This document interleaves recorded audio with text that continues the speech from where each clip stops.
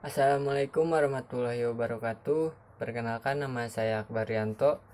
Nomor induk mahasiswa 2005359. Program studi Kepelatihan Fisik Olahraga, Fakultas Pendidikan Olahraga dan Kesehatan. Di sini saya akan mempresentasikan karya tulis ilmiah saya yang berjudul Pengaruh Penerjemah Bahasa Asing Terhadap Kualitas Permainan Timnas Sepak Bola Indonesia. Saya mengambil judul ini karena kecintaan saya terhadap sepak bola dan ingin mengetahui lebih lanjut tentang faktor apa saja yang dapat mempengaruhi kualitas permainan timnas. Salah satu yang ingin saya ketahui yaitu faktor komunikasi. Langsung saja masuk ke bab 1, yaitu pendahuluan. Pertama, ada fenomena. Kemajuan pembangunan sepak bola Indonesia dapat diukur dari capaian prestasi yang didapatkan. Salah satu faktor dalam peningkatan prestasi tersebut yaitu pelatih. Pelatih Indonesia juga kerap kali menggunakan pelatih asing untuk capaian prestasi yang lebih baik. Komunikasi yang digunakan oleh pelatih asing umumnya menggunakan bahasa asal daerah pelatih asing tersebut. Jika memang pelatih tersebut tidak bisa berbahasa Indonesia, maka dari itu dibutuhkan sosok penerjemah bahasa asing untuk memudahkan komunikasi tersebut. Selanjutnya, teori relevan. Holmes dalam Survali tahun 1996 menyatakan bahwa membagi studi penerjemahan menjadi dua jenis, yaitu studi penerjemahan deskriptif dan studi teori penerjemahan. Studi penerjemahan deskriptif selanjutnya dibagi menjadi studi penerjemahan yang berorientasi pada satu produk, yang kedua fungsi, dan yang ketiga ada proses. Penelitian ini berorientasi pada aspek produk dan fungsi, yaitu untuk menyampaikan penerjemahan pelatih kepada para atlet atau para pemain. Fenomena tersebut sesuai dengan teori yang dicantumkan. Perhatian terhadap produk dan fungsi terjemahan tentang permainan sepak bola dari pelatih melalui seorang penerjemah ini agar dapat tersampaikannya strategi yang diinginkan oleh sang pelatih. Beberapa penelitian terdahulu memaparkan tentang beberapa aspek orientasi pada penerjemahan. Salah satunya penelitian yang berjudul Aspek Genetik, Objektif, dan Afektif dalam Penelitian Penerjemahan oleh Andrea Nabahan tahun 2007. Penelitian lain yang berjudul Pemakaian Bahasa dalam Olahraga Futsal, Suatu Pendekatan Sosiolinguistik oleh Wilda Meridiana tahun 2012.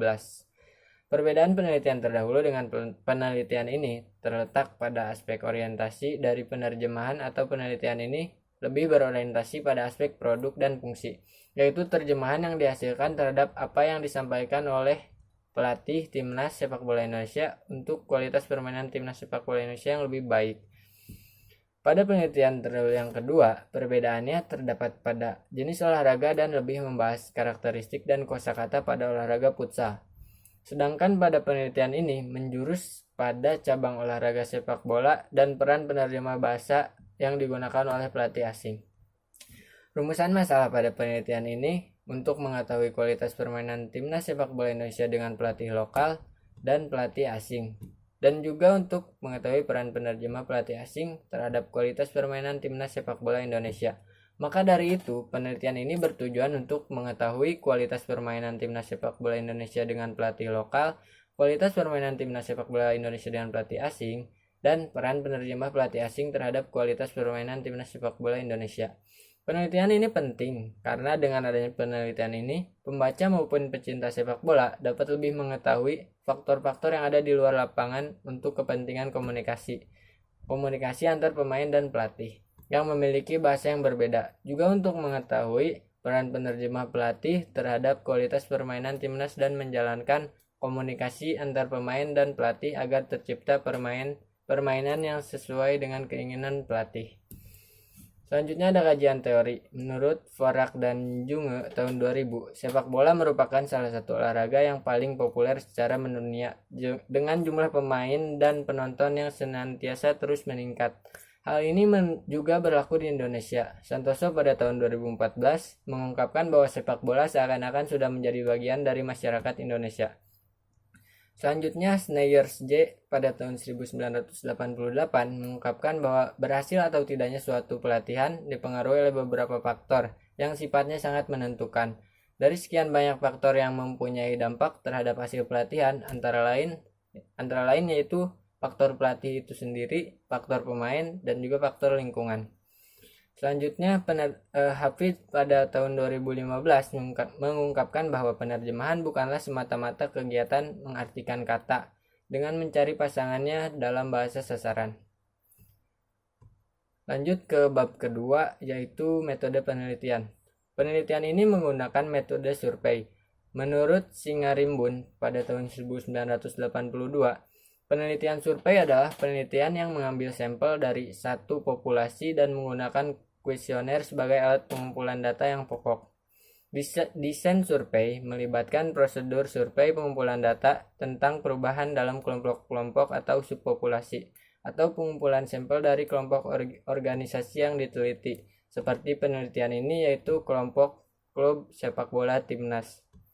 Sugiono pada tahun 2011 menjelaskan bahwa instrumen penelitian adalah suatu alat yang digunakan untuk mengukur fenomena alam maupun sosial yang diamati.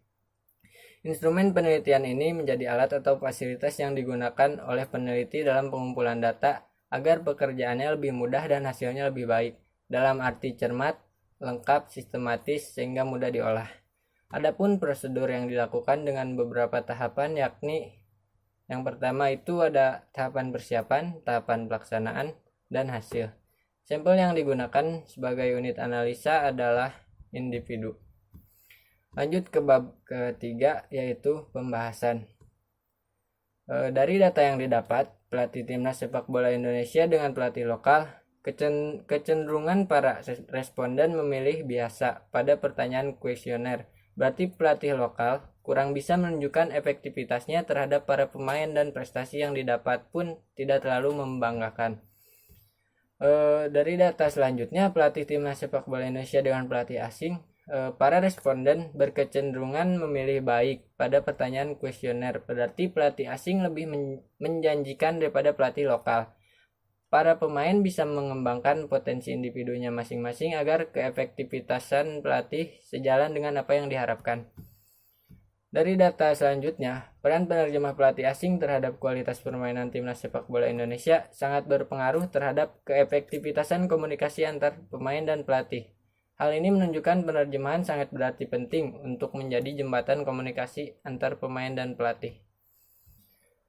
Selanjutnya ada teori. Yang pertama itu seperti yang sudah disebutkan, ada teori dari Sneyers-J pada tahun 1998. Faktor yang disorot pada penelitian ini yaitu komunikasi. Hal ini sejalan dengan data yang didapat.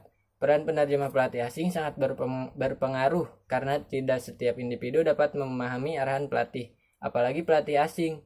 Penyesuaian komunikasi antar pemain dan pelatih menggunakan penerjemahan ini sangat efektif agar keberhasilan suatu pelatihan dapat tercapai dan kualitas maupun prestasi yang dicapai timnas sepak bola Indonesia pun semakin membaik.